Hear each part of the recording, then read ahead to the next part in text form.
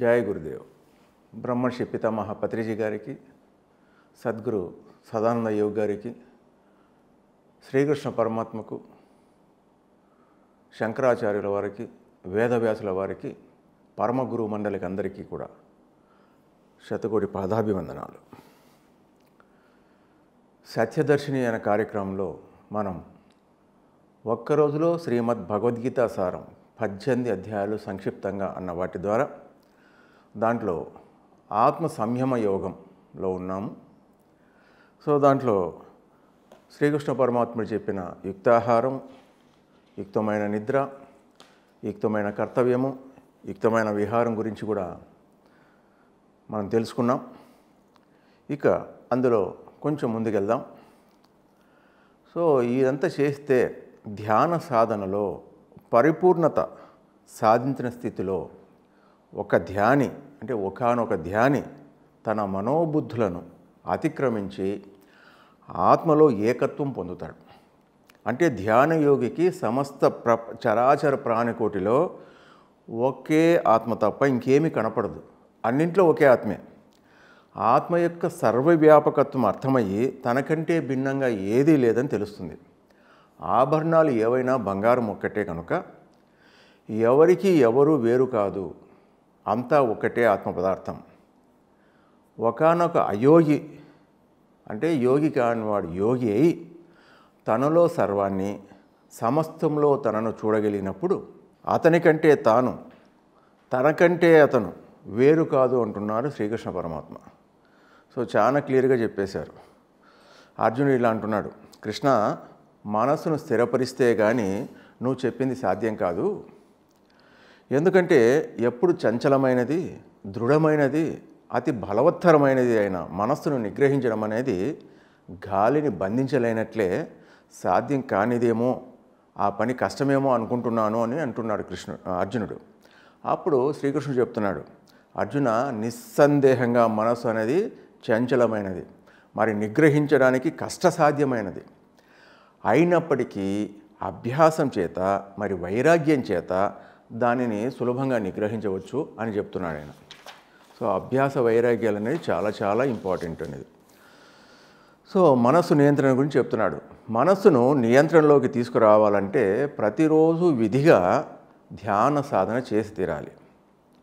విధిగా చేయాల్సిందే. ఈరోజు చేసి 10 రోజుల తర్వాత చేస్తాము, నేను ధ్యానం చేస్తున్నా, 10 ఏళ్ళ నుంచి చేస్తున్నా, 30 ఏళ్ళ నుంచి చేస్తున్నా, నాకు మనసు కంట్రోల్ కాలేదు అంటే సాధ్యం కాదు. విధిగా నువ్వు రోజు చేయాలి. సో దానికి ఒక చిన్న ఉదాహరణ తీసుకుందాం. ఒకడు తపస్సు చేసి పనిపాటలు, తన ఇంట్లో పనిపాటలు చేసేదానికోసము ఒక భూతాన్ని సాధించుకున్నాడు.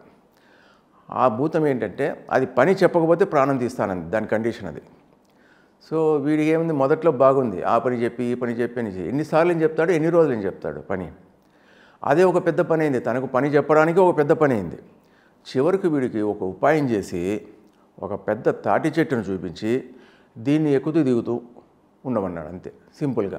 అక్కడికి వాడు ఫ్రీ అయిపోయినాడు.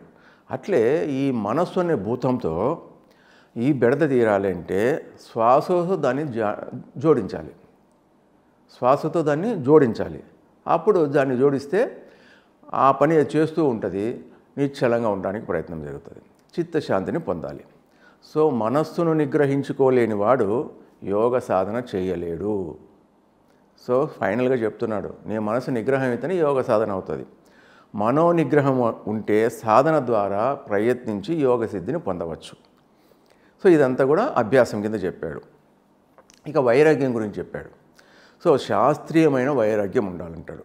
ఏది ఎక్కువగా అవసరమైన దానికి మించి చేయరాదు. ఏదైనా సరే ఎప్పుడు మధ్య మార్గంగా ఉండాలి. అతి సర్వత్ర వర్జయేత్. రాగద్వేషాలు లేకుండా ఉండాలి. అటువంటప్పుడే ధ్యాన యోగం సాధన ఫలిస్తుంది. మళ్ళీ అర్జునుడు ప్రశ్నిస్తున్నాడు, కృష్ణ శ్రద్ధ కలిగి ప్రయత్నించినా కానీ ఏ కారణాల వల్లైనా సరే మనసు చలించి సిద్ధి పొందలేక మరణించిన వాళ్ళ గతి ఏంటి? ఇటు లౌకికానికి అటు బ్రహ్మ జ్ఞానార్జనానికి రెంటికి చెడ్డ రేవుడు అయిపోడు కదా అనే ఒక సందేహాన్ని పెట్టాడు. అప్పుడు శ్రీకృష్ణుడు ఇలా చెప్తున్నాడు, ఆత్మోద్ధరణ కోసం కర్తవ్య కర్మల్ని చేసేవాడికి ఎలాంటి దుర్దశ కలగదు. సో ఆయన సర్టిఫికేట్ ఇచ్చేస్తున్నాడు. వాడికి ఈ లోకంలో కానీ పరలోకంలో కానీ ఎలాంటి వినాశనము కలగదు. యోగభ్రష్టుడు అంటే భ్రష్టత్వం పొందడం అంటే ఇక్కడ చెడిపోవడం కాదు, ఏదైనా సరే మధ్యలో ఆగిపోతే దాన్ని భ్రష్టత్వం అంటారు అంతే. పుణ్యాత్ములు పొందే లోకాలను పొంది చాలా కాలం అక్కడ నివసించిన తర్వాత సదాచారపరులైన ధనికుల ఇంట్లో పుడతాడు. అలా కాకపోతే ఆ యోగభ్రష్టుడు జ్ఞానయోగుల వంశంలో కానీ పుడతాడు. కానీ ఈ లోకంలో అటువంటి జన్మ లభించడం చాలా దుర్లభం. ఏది జ్ఞాన వాళ్ళ ఇంట్లలో పుట్టడం అన్నది. అలా పుట్టినవాడు గత జన్మలలో సాధించిన యోగత్వాన్ని కలిగి తను అట్లా కంటిన్యూ అవుతుంది. యోగత్వాన్ని కలిగి ఉండి పరిపూర్ణత్వం కోసం అంటే ముందు కంటే ఎక్కువగా ఈ జన్మలో మళ్ళీ ప్రయత్నిస్తాడు. తర్వాత పాపరహితుడై యోగ సిద్ధిని పొందిన తక్షణమే పరమగతిని పొందుతాడు అని చెప్తున్నాడు. అర్జున, అందుకే తపస్సులు చేసేవారి కంటే, శాస్త్రజ్ఞానం కలవారి కంటే, కర్మలను ఆచరించే వారి కంటే కూడా ఒకానొక యోగి అధికుడు. అంటే ఆత్మ సంయమ యోగం అంటే ధ్యాన యోగం అనేది గుర్తు చేసుకోవాలి. ఎవరికి వారే ఆత్మోధరణ చేసుకోవాలి, కానీ ఆత్మపతనం చేసుకోరాదు. ధ్యాన సాధన ఏ విధంగా చేయాలని చాలా క్లియర్గా చెప్పబడింది. యుక్తమైన ఆహారము, యుక్తమైన నిద్ర, యుక్తమైన నడత, యుక్తమైన విహారం అన్నీ కూడా యుక్తంగానే ఉండాలి, మధ్య మార్గంగా ఉండాలి. యోగి అంటే తనలో సర్వాన్ని, సమస్తంలో తనని చూడగలిగేవాడు ఉండాలి. యోగ భ్రష్టత్వంపై సందేహం అనేది చాలా క్లియర్గా చెప్పేశారు. అందుకే లాస్ట్లో అర్జున నువ్వు యోగిగా అని చెప్పేసి శ్రీకృష్ణ పరమాత్మ అర్జునికి ఒక సలహా ఇచ్చారు. ఆ తర్వాత 7వ అధ్యాయము విజ్ఞాన యోగము. విజ్ఞానం అంటే అనుభవ జ్ఞానం, జ్ఞానం అంటే శాస్త్రజ్ఞానం.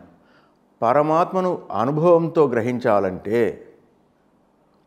పరమాత్మ తత్వాన్ని స్వరూప స్వభావ ప్రభావాల గురించి తెలిసి ఉండాలి.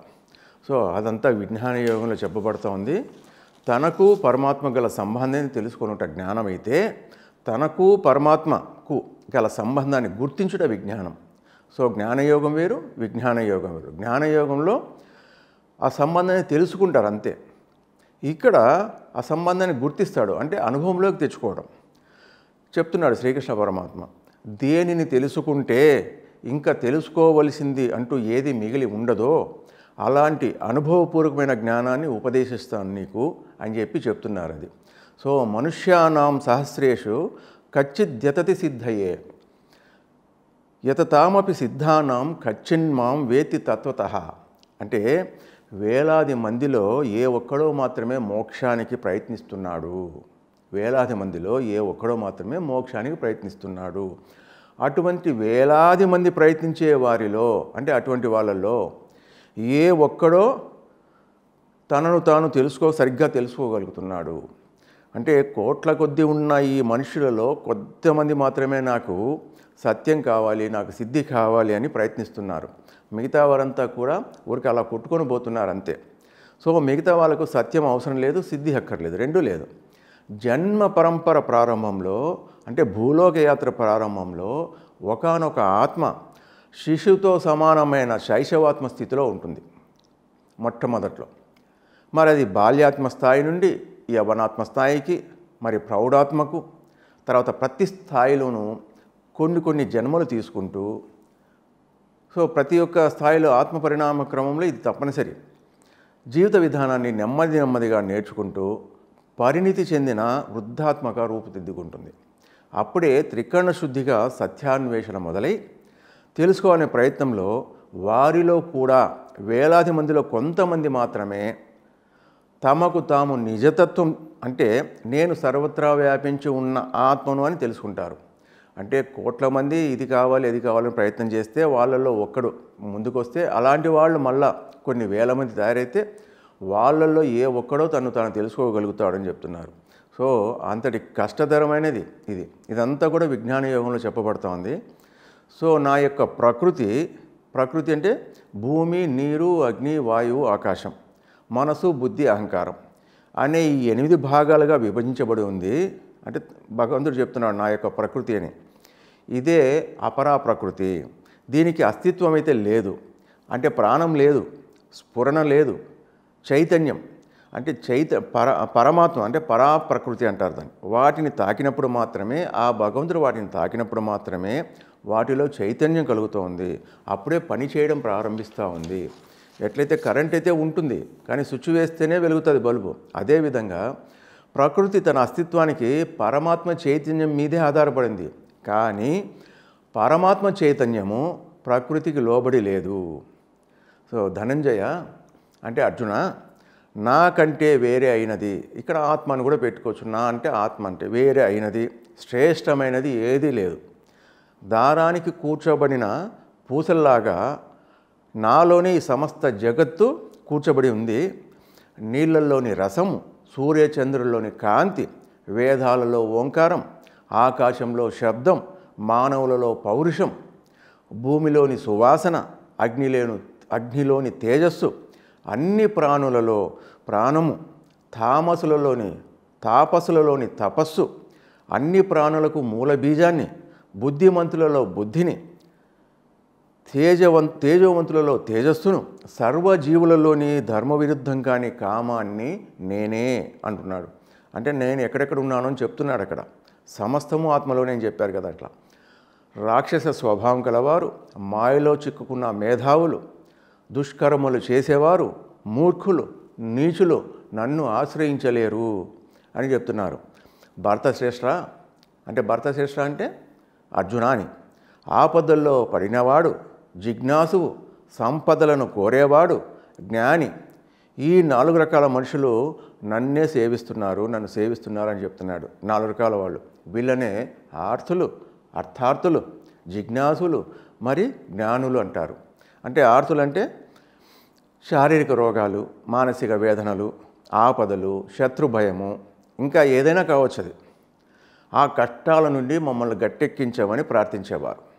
ప్రాపంచిక విషయ వ్యామోహాల్లో ఉన్నవారిని ఆర్తులు అంటారు. సో ఎవరైనా సరే ఇలా కోరుకుంటున్నారో బాగుంటుంటే వాళ్ళంతా ఆర్తులే. ఇలాంటి వాళ్ళ శాతం చాలా ఎక్కువే ఉంటుంది ప్రపంచంలో. అర్థార్థులు అంటే అర్థ ప్లస్ ఆర్థులు. అర్థం అంటే సంపదలను కోరుకోరేవారు. సంపద అంటే డబ్బే కానక్కర్లేదు, కీర్తి ప్రతిష్టలు, ఇహలోక పరలోక సుఖాలు, ఇవంతా కూడా అర్థార్థులే. వీళ్ళు మాకు ఇది కావాలి అది కావాలని కోరుకుంటుంటారు.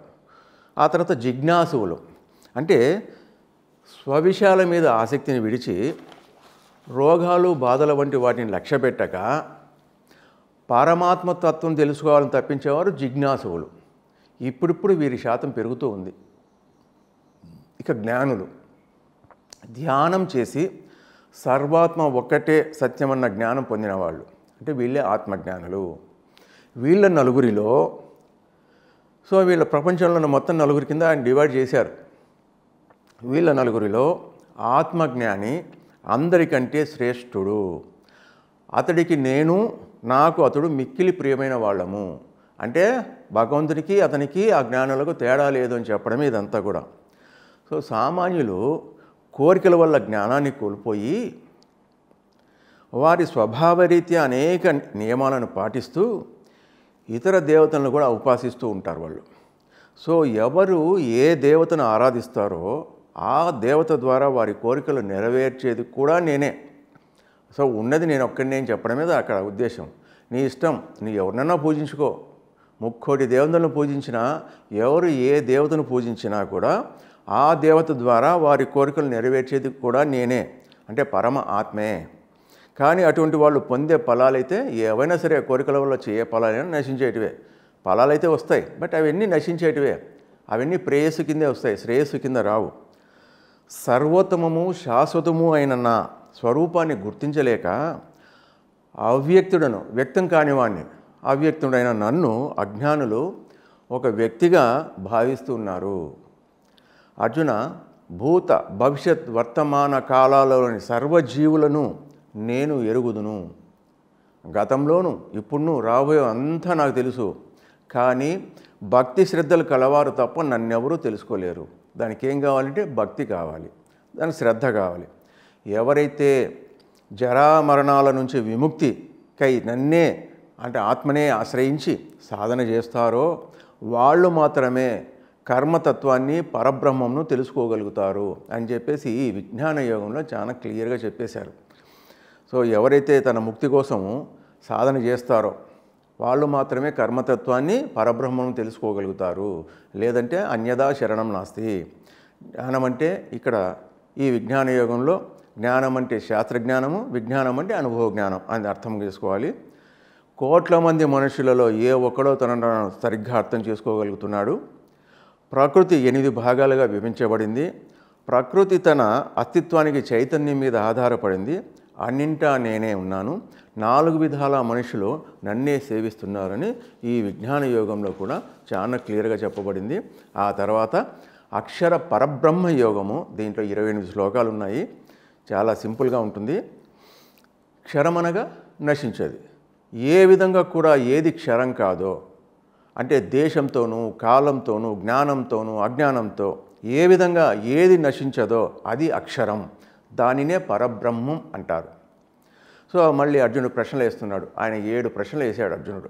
ఒకటేంటి, పురుషోత్తమ అంటే కృష్ణుడు అడుగుతున్నాడు, బ్రహ్మం అంటే ఏంటి, కర్మ అంటే ఏంటి, ఆధ్యాత్మ అంటే ఏమిటి, అధిభూతం అంటే ఏంటి, అధిదైవం అంటే ఏంటి, అధి యజ్ఞం అంటే ఏమిటి, ఈ దేహంలో అధి యజ్ఞుడు ఎవరు, అతడు ఏ విధంగా ఉంటాడు, యోగులు మరణ సమయంలో నిన్ను ఏ విధంగా తెలుసుకోగలుగుతారు అని చెప్పి శ్రీకృష్ణుని అడుగుతున్నాడు. 7 ప్రశ్నలు వేశాడు అక్కడ. అప్పుడు శ్రీకృష్ణుడు సమాధానం చెప్తున్నాడు. చాలా సింపుల్ ఆన్సర్స్ అవి. బ్రహ్మం అంటే నాశనం లేనిది, సర్వోత్కృష్టమైనది, దాన్ని బ్రహ్మం అంటారు. కర్మ అంటే సకల భూతముల ఉత్పత్తికి కారణమైన క్రియయే కర్మ. కర్మ నా స్వరూపమే, నేనే కర్మస్వరూపంలో గోచరించుతున్నాను, కనబడుతున్నాను. ఆధ్యాత్మం అంటే ప్రకృతి సంబంధమైన స్వభావాలు, అంటే పంచభూతాలు, మనసు, బుద్ధి, అహం, ఇవన్నీ కలిపి అధ్యాత్మం అంటారు. పంచభూతాలు అంటే భూమి, నీరు, అగ్ని, వాయువు, ఆకాశము ప్లస్ మనసు ప్లస్ బుద్ధి ప్లస్ అహం, ఇవంతా కలిపి. తర్వాత నేను అనే శక్తి సర్వేంద్రియాలలో చేరినప్పుడే ఆయా ఇంద్రియాలన్నీ కూడా వాటి వాటి పనులు చేయగలుగుతున్నాయి. అది. సో అట్లాగే అధిభూతం అంటే సృష్టి నాశనాలు కలిగిన చరాచర పదార్థం. దేహాలన్నీ అధిభూతాలే, నేనే దీనికి ఆధారం. తర్వాత అధిదైవం అంటే పురుషుడే, ఆత్మే అధిదైవం అంటే. అధియజ్ఞుడు అంటే ఈ దేహాలలో అంతర్యామినై ఉన్న నేనే, ఆత్మనే, దేహం ధరించిన ఈశ్వరుడు. అంత్యకాలంలో ఎవడు ఏ భావాలతో మరణిస్తాడో వాడు ఆ భావాలకు అనుగుణ్యమైన స్థితినే పొందుతాడు. అందుకే చనిపోయేటప్పుడు చాలామంది రామ రామ కృష్ణ కృష్ణ అని చెప్పిస్తుంటారు, శివ శివ అని. కానీ అలా చెప్పించినంత మాత్రం అది రాదు. ముందు నుంచి దాని ప్రయత్నం అయితే చేయాలి. ఎవడు ఏ భావాలతో, భావం ఇక్కడ ఇంపార్టెంట్, పలుకు కాదు, వాడి లోపల ఆ దైవత్వ భావన ఉండాలి. ఏదైతే పేరు చెప్తున్నామో ఆ భావన ఉండాలి. ఎవడు ఏ భావాలతో మరణిస్తాడో వాడు ఆ భావాలకు అనుగుణ్యమైన స్థితినే పొందుతాడు అని చెప్పేసి, అది చాలా ఇంపార్టెంట్. అది అట్లాగే పరమాత్మ ప్రాప్తి పొందాలంటే ఇంద్రియాలకు రాజు మనస్సు. ఇది చాలా వరకు చాలామందికి కొందరికి తెలుసు, కానీ ఇంద్రియాలకు రాజు ఎవరంటే మనస్సు. ఇది కూడా ఒక ఇంద్రియంలాగే, ఇది కనపడదు. ఇది మనకు ఇంద్రియాలు బయట విషయాలను తీసుకొని మనస్సుకు అందజేస్తాయి. మనస్సు ఆ విషయాల్లో పడి మునుగుతూ తేలుతూ ఎప్పుడూ ఉంటుంది. ఇది అభ్యాసం చేత మనస్సును ఇతర విషయాలపైకి మళ్లించకుండా సుఖంగా కూర్చొని కళ్ళు మూసుకొని ధ్యాసను అంత శ్వాసపై పెట్టాలి. ఇంద్రియ ద్వారాలు మూయబడి మనస్సు అంతర్ముఖమయ్యి ఆత్మలో నిలిచి ఉంటుంది. ఈ విధంగా నిరంతర ధ్యాన సాధన చేసేవాడు మరణించే సమయంలో, అంతకుముందు ప్రశ్న వేశాడు కదా, మరణించే సమయంలో ఎలా ఉంటాడని, చలించని మనసుతో యోగ బలంతో ప్రాణాలను భ్రూమధ్యంలో కానీ సహస్రారంలో కానీ నిలిపి ఆత్మధ్యానం చేస్తూ దేహాన్ని వదిలి సర్వోత్తమమైన పరమాత్మ ప్రాప్తినే పొందుతాడు. ఆ స్థితిలో ఉండి మరణిస్తే. ఇంకొకడు బ్రహ్మపరమైన ఏకాక్షరం అంటే ఓంను ఉచ్చరిస్తూ నిర్గుణ పరబ్రహ్మమైన నన్నే అంటే ఆత్మనే స్మరిస్తూ దేహాన్ని త్యజించేవాడు మహోత్కృష్టమైన పరమపదాన్ని పొందుతాడు. అత్యున్నత సిద్ధి అయిన నా పరమపదాన్ని అంటే ఆత్మైక్యానుభూతిని పొందిన యోగి దుఃఖభూయిష్టము అశాశ్వతమైన ఈ ప్రపంచంలో తిరిగి జన్మించడు. అర్జున, బ్రహ్మలోక పర్యంతము ఎన్ని లోకాలను చేరినా కానీ జీవులకైతే పునర్జన్మలు ఉంటాయి. నన్ను చేరిన వారికి అంటే ఆత్మైక్యాన్ని పొందిన వారికి మాత్రం పునర్జన్మ ఉండదు. ఆత్మైక్యం అంటే లయం చెందిన వారికి పునర్జన్మ లేదు అని చెప్పేసి చెప్తున్నాడు. సో ఇక్కడ ఇంకా చెప్తున్నాడు, ఈ బ్రహ్మకు అనేది 1000 యుగాలు అంటే 32 కోట్ల సంవత్సరాలు ఒక పగలు. 1000 యుగాలు అంటే 32 కోట్ల సంవత్సరాలు ఒక పగలు. అలాగే 1000 యుగాలు ఒక రాత్రి. అంటే ఇది తెలిసిన వారు కాలతత్వాన్ని తెలిసిన కాలవేత్తలు అంటారు. సో మనకు 100 సంవత్సరాలు అంటేనే మనకు చాలా కష్టం అనిపిస్తుంది అట్లా. సో ఇక్కడ ఏం జరుగుతుందంటే బ్రహ్మ యొక్క పగలు ప్రారంభం కాగానే అవ్యక్తం అంటే వ్యక్తం కాని ప్రకృతి నుండి సృష్టి ఉద్భవించి తిరిగి అతని రాత్రి కాగానే ఆ అవ్యక్తంలోనే లయమైపోతుంది. ఈ భూత సమూహం అంతా మళ్ళీ బ్రహ్మ యొక్క రాత్రిలో లీనమవుతూ పగలు తిరిగి పుడుతూ ఉంది అని చెప్పి చెప్తున్నాడు ఆయన. ఓ భర్తశ్రేష్ఠ, ఏ కాలాల్లో మరణిస్తే ముక్తి, ఏ కాలాలలో మరణిస్తే పునర్జన్మ కలుగుతాయో చెప్తాను వినంటున్నాడు ఆయన. సో ఇదంతా కూడా మరణం తర్వాత మరణానికి ముందంతా జరుగుతుంది. ఇక్కడ బ్రహ్మవేత్తలైన యోగులు చనిపోయిన తర్వాత అగ్ని జ్యోతిర్మయ మార్గంలో పగలు శుక్లపక్షం ఉత్తరాయణముల ద్వారా పరబ్రహ్మను పొందుతారు, అంటే ముక్తిని పొందుతారు. వీళ్ళకు పునర్జన్మ ఉండదని. సో ఆచార్య వినోబా గారు దీనిపై ఒక చక్కటి విశ్లేషణ చేశారు. అంటే జ్ఞాన మార్గం, శుక్లగతి అంటే జ్ఞాన మార్గం, కృష్ణగతి అంటే అజ్ఞాన మార్గం. యజ్ఞార్థమైన కర్మ చేస్తూ మరణిస్తే అగ్నిదేవుని కృప ఉన్నట్లు. పగలు అంటే మేల్కొని ఉండే సమయం, సూర్యుడు ప్రకాశించే సమయం, బుద్ధి తేజోవంతంగా ఉండే జాగరూక స్థితిలో ఉండే సమయం. అటువంటి సమయంలో మరణిస్తే అనుగ్రహం కలిగినట్టు.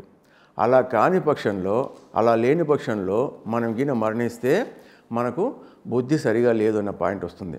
అంటే దీనికి క్లియర్గా చెప్పాలంటే బ్రహ్మవేత్తలైన యోగులు అంటే ముక్తి కోసం ఏం చేస్తున్నారంటే యజ్ఞార్థమైన అంటే పరలోక శ్రేయస్సు కోసం కర్మలు చేస్తూ బుద్ధి తేజస్వంతంగా, అంటే ఇప్పుడు చెప్పిన దానికి సింప్లిఫై చేస్తున్నాం, జాగరూకతతో ఉండి మనస్సులోని పవిత్ర దైవీ భావాలు నానాటికి వికసిస్తూ హృదయంలో జ్ఞాన సూర్యుడు ప్రకాశిస్తూ ఉన్న సమయంలో అంటే ఉత్తరాయణ కాలంలో మరణించిన యోగులు తిరిగి రాని బ్రహ్మలోకాన్ని చేరుతారు. మళ్ళీ పునర్జన్మ ఉండదు. వీళ్ళనే బ్రహ్మవేత్తలైన యోగులు అంటారు. ఉత్తరాయణ కాలం అంటే ఉత్ ప్లస్ తరా ప్లస్ యానం అంటే ఉత్తమ వైపు ప్రయాణము. ఉత్తమ వైపు ప్రయాణం అంటే మనం పుట్టినప్పటి నుంచి మనం ఉత్తమం వైపు అంటే గొప్పదైన దాని వైపు ప్రయాణం చేస్తూ ఉంటే అప్పుడు ఉత్తరాయణ కాలం వద్దన్నా వస్తుంది. ఓకే, నెక్స్ట్ సకామ కర్మలు యోగులు అంటే సకామ కర్మలు చేసే యోగులు. సకామ కర్మలు అంటే కొంతవరకు చిత్తవృత్తిని నిరోధించుకున్నవారు కాబట్టి వాళ్ళను కూడా యోగుల కింద వేసేశారు కృష్ణ పరమాత్మ. అంటే వాళ్ళకు ఆ త్యాగం అనేది ఉంది కాబట్టి వాళ్ళు కూడా యోగులతో సమానమే అని చెప్పి చెప్తున్నారు. వాళ్ళు కూడా సకామ కర్మలు ఆచరించి యోగి కూడా చనిపోయిన తర్వాత దక్షిణాయనమున అంటే దక్షిణ ఆయనం అంటే దక్ష అంటే ప్రమేయం పెట్టుకోవడం, ప్రపంచంతో ప్రమేయం పెట్టుకోవటమే దక్షిణాయనం అంటారు. వీళ్ళు కూడా ప్రయాణించినా ఈ పుణ్యం వల్ల వీళ్ళు స్వర్గలోకాలలో సుఖాలు అనుభవించి పుణ్యం క్షీణిస్తూనే మళ్ళీ భూలోకంలోకి పుడతారు అని చెప్పేసి ఈ యోగికి తర్వాత సకామ కర్మల యోగికి ఉన్న భేదాన్ని చెప్తూ కూడా వాళ్ళు కూడా మంచి పని చేస్తున్నారు, తక్కువ పని ఏమి కాదు, బట్ వాళ్ళకు కూడా స్వర్గలోకం వస్తుంది. ఆ స్వర్గలోకంలో పుణ్యం క్షీణిస్తూనే మళ్ళీ ఇక్కడికి వచ్చేస్తుంటారు అని చెప్పేసి చెప్పడం అది. సో దానికి ఇక్కడ ఈ మానవులు ఇప్పుడు నడుస్తున్న మార్గాలు 4 అని చెప్పేసి చెప్తున్నారు.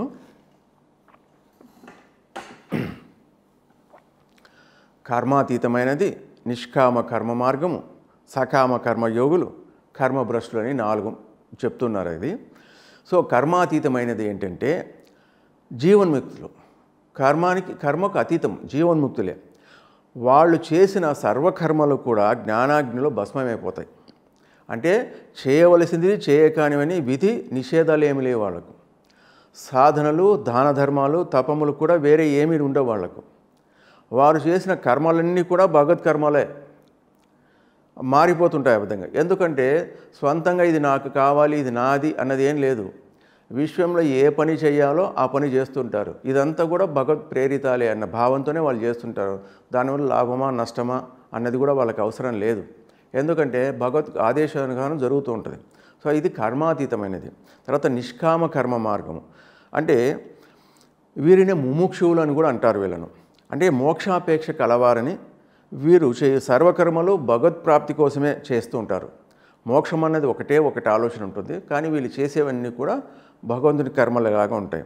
వీళ్ళు వేరే ఫలాన్ని ఏది ఆశించరు, సత్కర్మలు మాత్రమే చేస్తూ ఉంటారు. లోక సంబంధమైన కోరికలని వీళ్ళకు స్వర్గాది లోకాలని ఇట్లాంటివి ఏం అక్కర్లేదు. వాళ్ళకి ఆశ కోరికలు ఏమీ ఉండవు. సో వారి దీక్షను బట్టి భగవత్ కటాక్షము వారిలో అనుగ్రహిస్తూ ఉంటారు. అది తర్వాత సకామ కర్మయోగులు వీరు ఫలాపేక్షతో సత్కర్మలు చేస్తుంటారు. ఇది చేస్తే పుణ్యం కదా, ఇది చేస్తే పుణ్యం కదా, ఇది చేయాలి కదా, ఈ దానం మంచిది, ఆ దానం మంచిది అని సో ఫలాలను దృష్టిలో పెట్టుకుని చేస్తుంటారు. అయినా సరే వీళ్ళకు పుణ్యకర్మల వల్ల వీళ్ళకు పుణ్యం అది లభిస్తూ ఉంటుంది. స్వర్గాలకు పోతారు, మళ్ళీ వెనక్కి వచ్చేస్తారు పుణ్యమంతా అయిపోయిన తర్వాత కర్మభ్రష్టులు వీరికి పూర్వ పాపాలు పుణ్య పాపాలు అనేది ఏమీ తెలియదు, మంచి చెడ్డ అనేది ఏం సంబంధం లేదు, నీతి నియమాలు ఏమి ఉండవు, శాస్త్రం కానీ ధర్మం కానీ గురువు కానీ ఇట్లాంటివి ఏమీ లెక్కలేదు, దైవం కానీ దయ్యం కానీ వీళ్ళకి సంబంధం లేదు. మనిషి రూపాన ఉన్న మృగమని వీళ్ళని చెప్పవచ్చు. లోకంలో ఇలాంటి వారే చాలా ఎక్కువ మంది ఉంటారు. సో వీళ్ళ జన్మలంతా కూడా వృధా అయిపోతూనే ఉంటాయి. అందువల్ల ఇటువంటి జన్మలు మనకు అక్కర్లేదు. అందుకే ఇక్కడ ఉత్తరాయణము దక్షిణాయనం అని వాళ్ళ కోసం దానికోసం మనకు ముహూర్తాలు వాటి కోసం పెట్టుకునే పనిలే. పుట్టినప్పటి నుంచి నువ్వు ఏం చేస్తున్నావు, ఉత్తమ గతి వైపు వెళ్తున్నావా లేదంటే ఉత్తమ గతి కాని వైపు వెళ్తున్నావా అనేది నీకే తెలుస్తుంది. లేదా గురువులు చెప్తారు, శాస్త్రం అన్న చెప్తుంటుంది, ఏదో వస్తుంది. అందుకే ఏ ముహూర్తంలో ఏది వస్తుంది, శుక్లపక్షమా చంద్రపక్షమా కృష్ణపక్షమా ఇట్లాంటివి నీకు సంబంధమే లేదు. నువ్వు అట్లా కూర్చోవద్దు. చచ్చిన తర్వాత వచ్చే ఆ ముక్తిని నమ్ముకుని ఇప్పటి కర్తవ్యాన్ని నువ్వైతే మరవద్దు. సర్వకాల సర్వవ్యవస్థలో సిద్ధమై ఉండే స్వరూపయోగాన్ని గుర్తించావంటే నీ ముక్తి పరోక్షంగా కాదు ప్రత్యక్షంగా ఉంది. ఇదే శుద్ధగతి నాయన అని చెప్పేసి చెప్తున్నారు ఇక్కడ. ఇదంతా కూడా అక్షర పరబ్రహ్మ యోగంలో చెప్పబడుతోంది. అర్జున, వీటిని తెలుసుకున్న యోగి మోహం చెందడు. కాబట్టి నువ్వు ఎల్లప్పుడూ కూడా యోగయుక్తుడే ఉండు. ఎందుకు ఇదంతా చెప్పాల్సి వస్తుంది అంటే స్వజన మోహం ఎక్కువైపోయింది కాబట్టి అతనికి.